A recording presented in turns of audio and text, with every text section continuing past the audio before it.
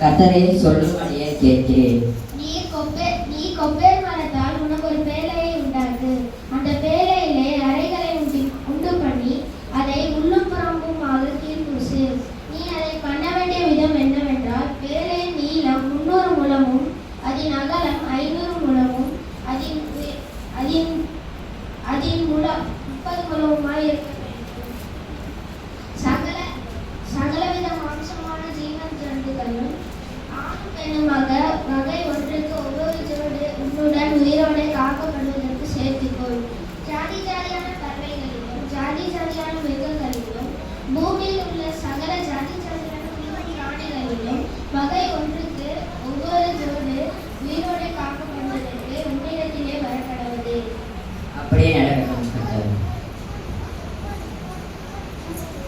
தம்பி, இந்த உலகத்தை கர்த்தர் வெள்ளத்தை அழிக்க போறாராமா? இனியாவது மனம் திரும்புங்க.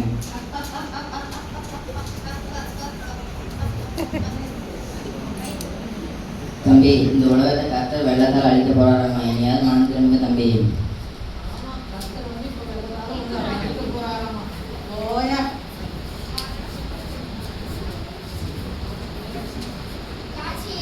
பேழை கட்டுதல்.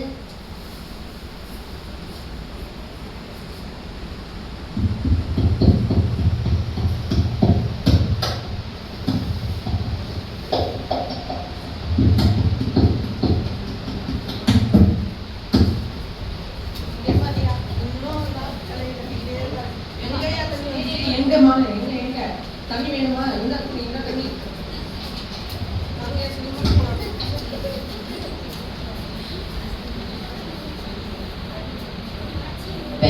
பேழை கட்டியாச்சு. இனி எல்லா விளக்கு பறவையில ஜோடி ஜோடியா உள்ளவாங்க.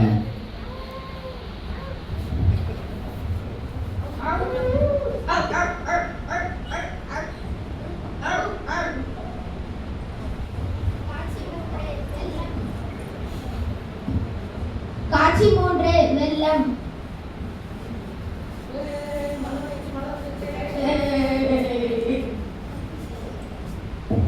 இன்னும் மழை பெஞ்சுக்கிட்டே இருக்கு. ஒரு வாரம் அது உண்மைதான் போலையும் பேசாம போய் கேட்டுலாமா? பயமா வேற இருக்கு.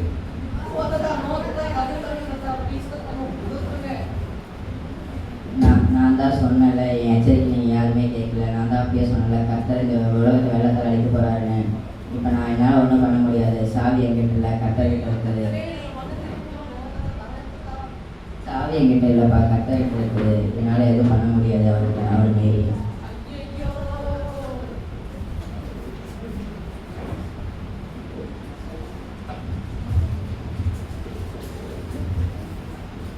கர்த்தரின் எச்சரிக்கையை கேளுங்கள். இன்றைய ரச்சனையினால் பரலோக ராஜ்யம் சமீபமாய் இருக்கிறது. நன்றி.